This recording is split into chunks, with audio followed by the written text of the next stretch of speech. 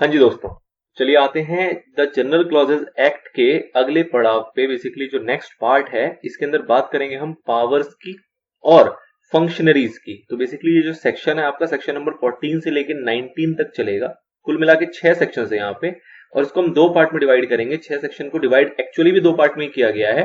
3 section ऐसे हैं जो कि रिलेटेड टू पावर्स हैं और उसके बाद 3 सेक्शंस ऐसे आएंगे जो रिलेटेड टू फंक्शनरीज है। तो कुल मिला के इस तरीके से 6 सेक्शंस है जो आपके यहाँ पे कवर हो जाएंगे। ठीक है, बहुत सिंपल सी टर्मिनोलॉजी है, बहुत सिंपल सी बातें चल रही हैं, बस उसको रिलेट करना है आपको। जो भी आपको एग्जाम्पल दिया जाएगा या जिस तरीके से आपको समझाया जाएगा उससे आपको बस रिलेट कर लेना है। बहुत डीप जाने वाली ऐसा कोई खास बातें इसके अंदर नहीं है, बहुत ही सिंपल टर्मिनोलॉजी है, सिंपल सी बातें इसके अंदर चल रही हैं। ठीक है, चलिए तो शुरू करते हैं। सबसे पहले सेक्शन नंबर 14 क्या बात हो रही है यहाँ पे, किस तरीके की पावर्स की बात हो रही है और फंक्शनरीज को देखेंगे जब अगला पार्ट आएगा। फिलहाल हम 3 सेक्शंस देखेंगे बैक टू बैक, 14, 15 और 16।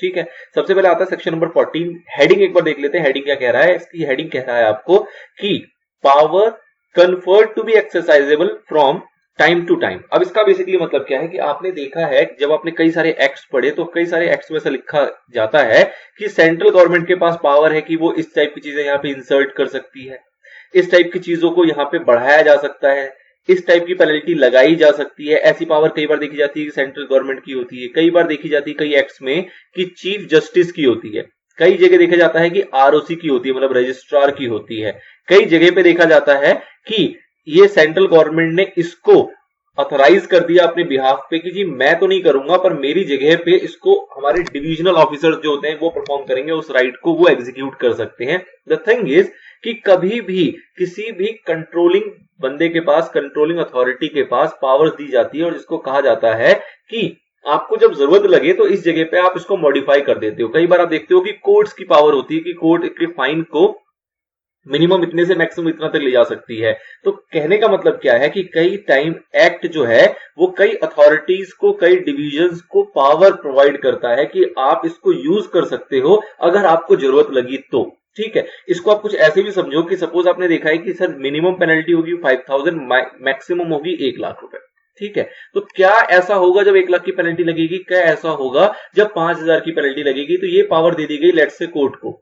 ठीक है ना, तो कोर्ट डिसाइड करेगा कि जिसने ये अपराध किया, जिसके ऊपर ये पेनल्टी लग रही है, वो क्या, उसके पीछे क्या बैकग्राउंड है, क्या सेंस है। उसको लगेगा कि ये इंटेंशनली कर रहा है और ये बंदा बिल्कुल मतलब ढीठ हो चुका है एक तरीके से कि ये करके ही मानेगा, हम उसको पेनल्टी लगा देंगे तो भी अगली बार करेगा, तो उस केस में उस पर हाईएस्ट पेनल्टी अलॉट करेगा। और जब यहां दिखेगी कि इनोसेंस है, मतलब कि वो भूल चूक से हो गया, गलती से हो गया, हम उसको कुछ नहीं कर सकते, तो मिनिमम पेनल्टी के साथ उसको अवॉइड कर दिया जाता है कि चलो जी मिनिमम पेनल्टी जो है वो पे कर दो और बात खत्म कर देते हैं। तो द थिंग इज कि जो भी पावर किसी भी अथॉरिटी को, किसी भी डिपार्टमेंट को, किसी भी डिवीजन को प्रोवाइड की जाती है एक्ट के द्वारा, उसको वो कैसे एक्सरसाइज करते हैं फ्रॉम टाइम टू टाइम, जब जब उनको रिक्वायरमेंट होगी तब तब एक्सरसाइज करते हैं। तो इसका मतलब क्या है, सेक्शन 14 बस इतनी सी बात बताएगा आपको कि जिन भी एक्ट्स में ऐसा होता है कि कई बार लिखा जाता है कि पावर्स प्रोवाइड की गई है इस पर्टिकुलर अथॉरिटी को जिसको कि वो एक्सरसाइज कर सकता है फ्रॉम टाइम टू टाइम, तो इसका क्या मतलब निकल के आता है। तो बहुत सिंपल सा मतलब है कि जब भी उसको ऐसी जरूरत पड़ेगी,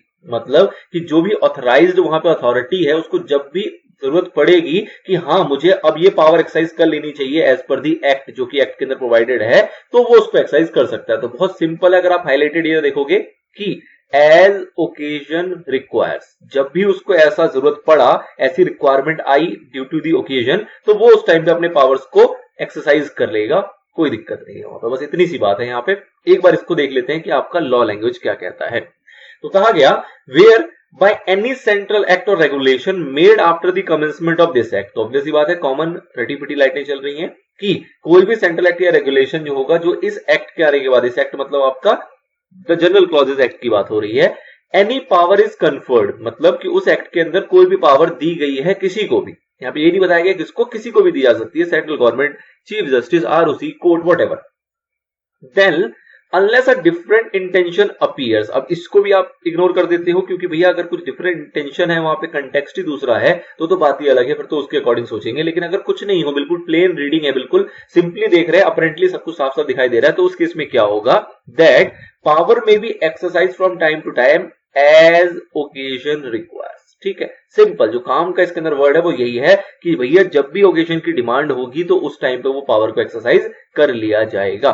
ठीक है, किन किन एक्ट के ऊपर एप्लीकेबल होता है? तो आपने देखा सेंट्रल एक्ट और रेगुलेशन होने चाहिए after commencement of TGCA, the general clauses act. लेकिन द जनरल क्लॉजेज एक्ट जो है वो है 1897 का। मतलब क्या हुआ कि 1897 के बाद के एक्ट के ऊपर एप्लीकेबल होगा, ऐसा कह रहा है आपको सबसेक्शन नंबर 1।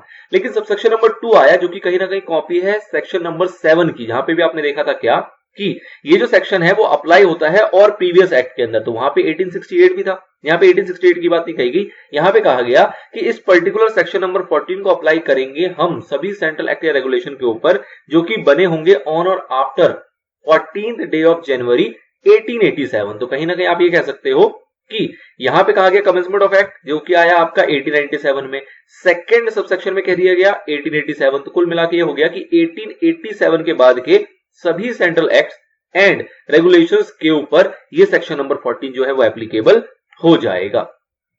ठीक है, चलिए जी, अब इसके ऊपर एक एग्जांपल है, एग्जांपल और देख लीजिए क्या कह रहा है कि रिलाइंग ऑन सेक्शन नंबर 14, ये जो सेक्शन नंबर 14 है इस पे रिलाई करते हुए the supreme court has held that the power under section 51(3) of the state reorganization act 1956, आपको नहीं पता इसके बारे में कोई दिक्कत नहीं है, कह रहा है इसके अंदर पावर दी गई थी जो भी can be exercise by chief justice, ये एक्सरसाइज कर सकते हैं जो भी इसके अंदर पावर दी गई थी, किसको? चीफ जस्टिस को पावर दी गई थी, तो ये भाई साहब इसको एक्सरसाइज कर सकते हैं as and when the occasion arose for this it's exercise. मतलब कि जब भी उसको लगेगा कि ऐसा कोई ओकेजन आ गया जिसमें कि उस पावर को एक्सरसाइज कर लेनी चाहिए तो वो एक्सरसाइज कर लेगा। ठीक है ना, अब इसको आप एक सिंपल लैंग्वेज में अगर मैं कहूं तो आप ऐसे और रिलेट कर सकते हो कि सपोज करो एक कोर्ट के जज है हमारे, उन जज के पास एक पावर होती है कि भैया अगर कोर्ट की प्रोसीडिंग चल रही है और उस प्रोसीडिंग को चलते वक्त अगर कोई भी व्यक्ति वहां पे डिस्टर्बेंस क्रिएट करेगा, प्रोसीडिंग नहीं होने देगा, तो जो ये जज हैं ये उसको जेल भेज सकते हैं। ठीक है, तो ऑब्वियस ही बात है कि जज जो है, जज को ये पावर तो दे देगी कि हाँ भाई साहब तुम जेल इसको भेज सकते हो, लेकिन ये पावर को ये कब एक्सरसाइज करेंगे जज साहब?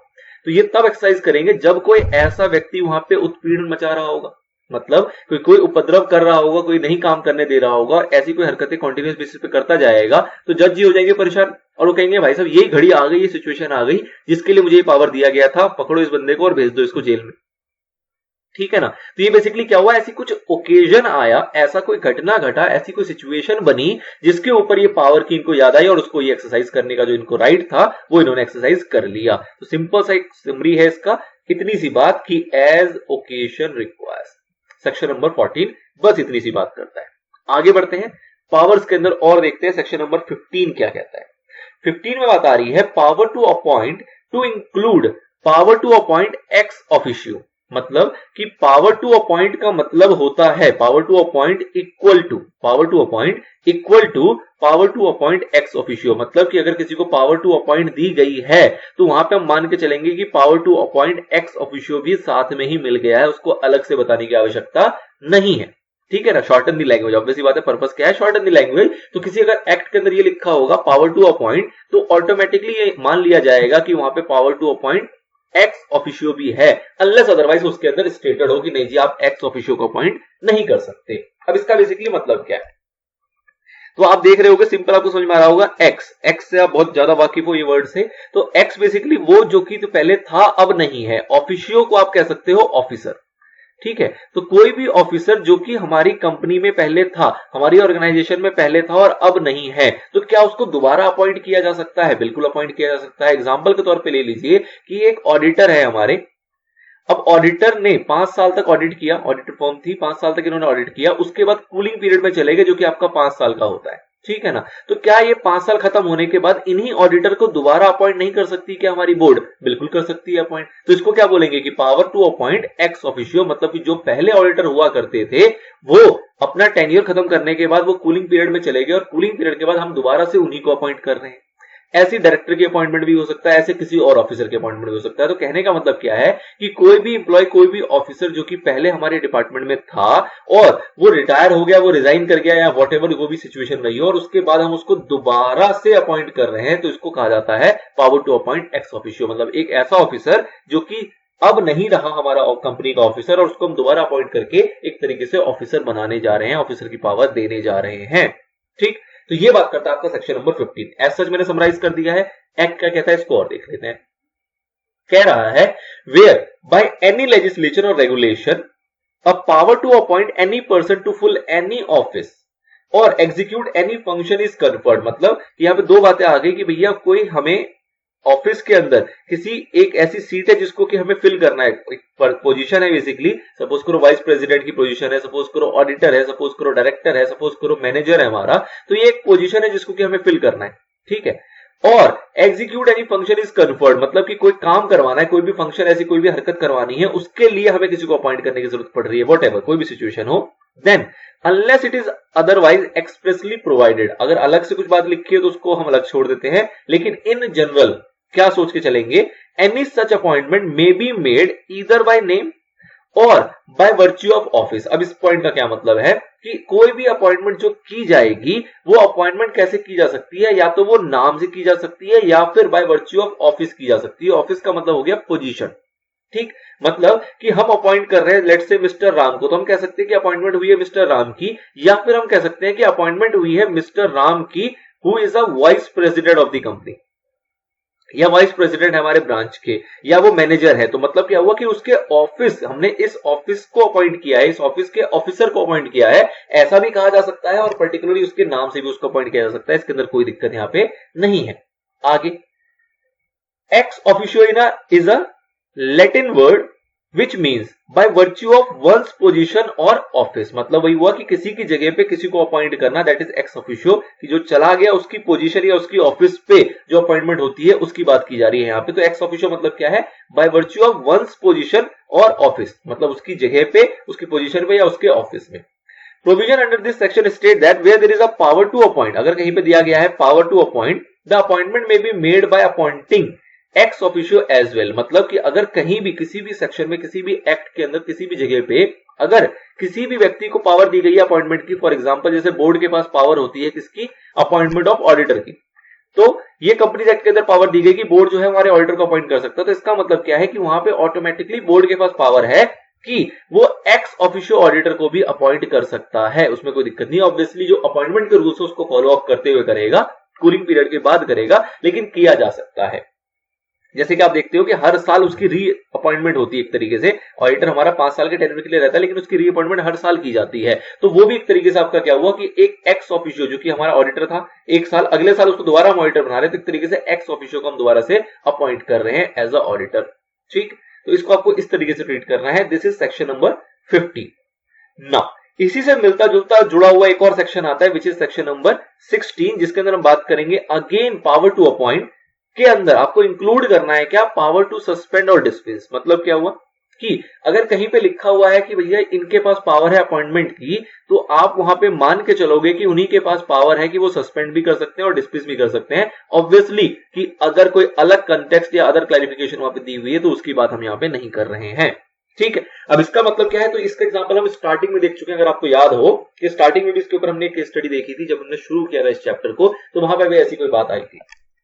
बेसिकली मतलब क्या है इसको, तो आप रफ लैंग्वेज में ऐसा कह सकते हो कि जो अपॉइंट कर सकता है, मतलब जो बना सकता है वही बिगाड़ भी सकता है, वही इसको खत्म भी कर सकता है, एक रफली, ठीक है ना। मतलब कि जिसके पास पावर है अपॉइंट करने की, उसके पास ही पावर है कि वो सस्पेंड भी कर सकता है और वो डिस्पेंस भी कर सकता है। ये इसमें कोई अलग से बताने वाली बात नहीं है, मतलब अगेन शॉर्टन करने का पर्पस है। तो अगर किसी भी एक्ट के अंदर पावर दी गई है किसी भी व्यक्ति को अपॉइंटमेंट की, तो वहां पे ऑटोमेटिकली एज्यूम कर लिया जाएगा कि उसी व्यक्ति के पास पावर है कि जिसको वो अपॉइंट कर रहा है उसको वो सस्पेंड भी कर सकता है या उसको वो डिसमिस भी कर सकता है। ऑब्वियसली कोई ना कोई ग्राउंड होंगे या कुछ ना कुछ उस एक्ट की रिक्वायरमेंट होगी उसके आधार पे ही, ठीक है। चलिए, तो दिस इज सेक्शन नंबर 16। क्या कह रहा है, the authority having for the time being power to make the appointment shall also have power to suspend or dismiss any appointed whether by itself or any other authority in exercise of that power। मतलब क्या हुआ, इसको आप इस तरीके से rate कर सकते हो कि जैसे कि बोर्ड के पास पावर होती है ऑडिटर को अपॉइंट करने की, तो ऑब्वियस सी बात है कि बोर्ड जो है वो ऑडिटर को आपका सस्पेंड भी कर सकता है, डिसमिस भी कर सकता है, जो भी ग्राउंड्स होंगे उसके ऊपर। फिर हमने इसके अंदर ये देखा है कि अगर बोर्ड अपॉइंटमेंट नहीं कर पाएगा ऑडिटर को, तो उस केस में आपका जनरल मीटिंग के अंदर जो शेयर होल्डर्स होते हैं वो ऑडिटर की अपॉइंटमेंट करते हैं।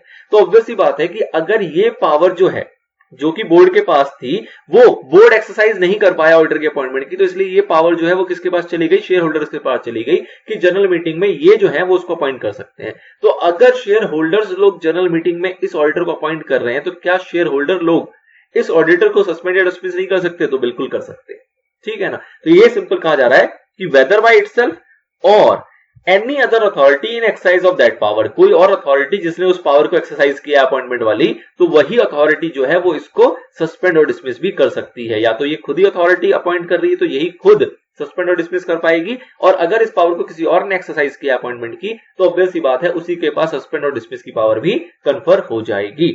ठीक है, चलिए एग्जाम्पल देख लेते हैं।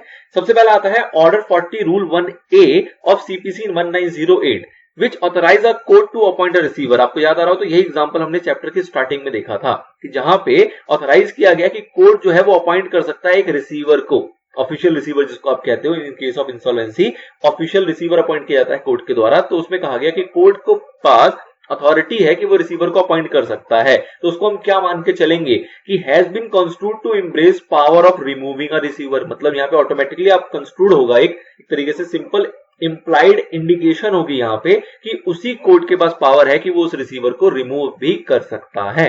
एक और एग्जांपल देख लेते हैं। Article 229 1 of the constitution which empowers the chief justice to make appointment of officers and servants of high court has been interpreted to include a power to suspend or dismiss। मतलब क्या हुआ कि high court के officers और servants को appoint करने का जो पावर है वो किसके पास है, चीफ जस्टिस के पास है, ऐसा कहता है हमारा आर्टिकल 229(1) कॉन्स्टिट्यूशन का। ठीक, अब अगर चीफ जस्टिस के पास पावर है इन ऑफिसर्स और सर्वेंट्स को अपॉइंट करने का हाई कोर्ट के अंदर, तो ऑब्वियस ही बात है उसको ये इंटरप्रेट किया जाएगा कि इसी चीफ जस्टिस के पास पावर है कि वो इन ऑफिसर और सर्वेंट्स को सस्पेंड या डिसमिस भी कर सकता है। सिंपल सी बात आई कि जिसके पास भी अपॉइंटमेंट की पावर होगी तो वहां पे कंस्ट्रू किया जाएगा ऑटोमेटिकली कि वही व्यक्ति, वही अथॉरिटी जो है वो सस्पेंड और डिसमिस भी कर सकती है, अनलेस अदरवाइज स्टेटेड, कोई भी एक डिफरेंट कंटेंशन है, डिफरेंट वहां पे मीनिंग या डिफरेंट वर्डिंग्स यूज की गई है किसी भी एक्ट के अंदर, तो अलग बात है। किसी एक्ट में चीख चीख के कह दिया गया कि नहीं जी यहां पे बोर्ड अपॉइंटमेंट तो कर सकता है लेकिन रिमूवल की पावर बोर्ड के पास नहीं है, अगर ये एक्ट के प्रोविजन के अंदर लिखा हुआ है तो ऑब्वियस सी बात है फिर ये हमारा जनरल क्लॉजेस एक्ट का सेक्शन नंबर 16 वहां पे एप्लीकेबल नहीं होगा। लेकिन अगर एक्ट हमारा साइलेंट है तो उस केस में हम सेक्शन नंबर 16 का रेफरेंस उठाएंगे और ये मान लेंगे कि जिसको पावर दी गई है अपॉइंटमेंट की उसी के पास पावर है सस्पेंड और डिसमिस की भी। ठीक है, this is all about section number 16। हमने 3 टाइप्स की पावर को देख लिया। अब नेक्स्ट पार्ट में हम जानेंगे फंक्शनरीज के बारे में, उसके रिलेटेड 3 सेक्शन है 17, 18 और 19। करते हैं उसको नेक्स्ट पार्ट में। तब तक के लिए गुड बाय, गुड लक।